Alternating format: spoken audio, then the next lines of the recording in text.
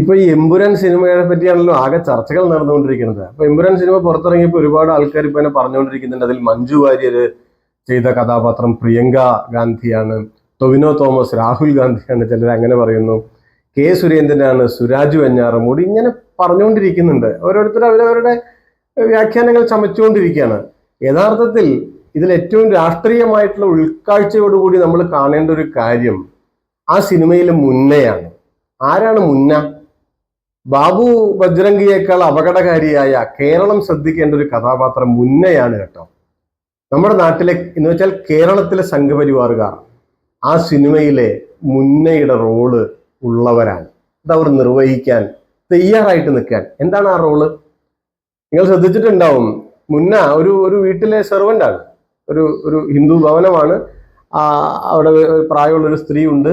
ആ സ്ത്രീ ഈ കലാപം നടക്കുന്ന സമയത്ത് 100-100ഓളം വരുന്ന ഈ മുസ്ലിം ജനക്കൂട്ടം അവിടെ വരുന്നു. അവര് ഈ വീട്ടിലേക്ക് കയറ്റി അവര് ഒരു ഷെൽട്ടർ കൊടുക്കാൻ. അപ്പൊ അതിനെല്ലാം ഒത്താശയായി ഇങ്ങനെ ഇവരുടെ വലങ്കൈയായി നിൽക്കുന്നത് മുന്നയാണ്. പറഞ്ഞല്ലോ, അയാള് ഇവരുടെ വീട്ടിലെ ജോലിക്കാരനോ വലങ്കൈയോ ഒക്കെ ആയി നിൽക്കുന്ന ഒരാളാണ്.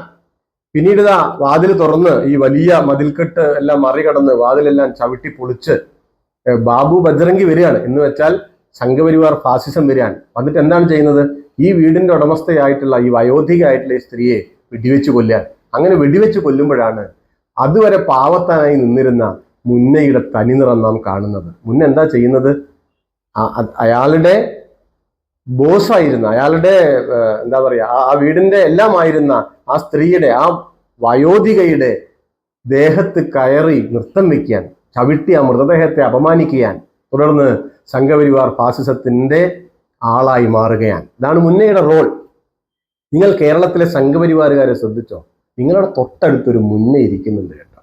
ഇപ്പൊ ഇങ്ങനെ താളത്തിൽ നിൽക്കാൻ ഒരു സന്ദർഭം കിട്ടിയാൽ അവർ മതനിരപേക്ഷ കേരളത്തെ വെടിവെച്ച് കൊന്ന് അതിൻ്റെ മുകളിൽ ചൂട്ടല നൃത്തം നടത്തും. യാതൊരു സംശയവുമില്ല. ഇപ്പൊ അതിന് സാധിക്കാത്തത് കൊണ്ടാണ്. അല്ലെങ്കിൽ നിങ്ങളൊന്ന് ആലോചിച്ച് നോക്കൂ, ഗുജറാത്തിൽ കലാപം ഉണ്ടായപ്പോ സംഘപരിവാർ നേതാക്കൾ പേരിനെങ്കിലും അങ്ങനെ സംഭവിക്കരുതായിരുന്നു എന്നൊക്കെ പറഞ്ഞിട്ടുണ്ട് നേരത്തെ. ഇവിടെയുള്ള സംഘികൾ എന്താ പറഞ്ഞുകൊണ്ടിരിക്കുന്നത്? പകരത്തിനു പകരം ഈ ഗോദ്രയിൽ കത്തിച്ചത് തിരിച്ചു ഞങ്ങൾ കത്തിച്ചു എന്ന് പറയാണ്. ആര്? നിങ്ങളുടെ അടുത്തിരിക്കുന്ന പാവത്താനായ ഒരു മുന്ന.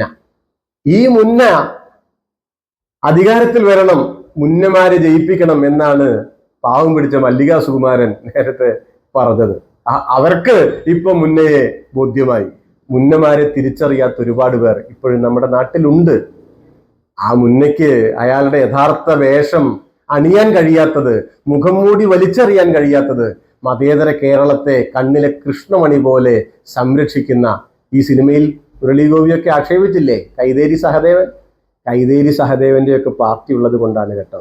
അതുകൊണ്ടാണ് മുന്ന മുഖം മൂടിയിട്ട് ഇപ്പോഴും നിൽക്കുന്നത്.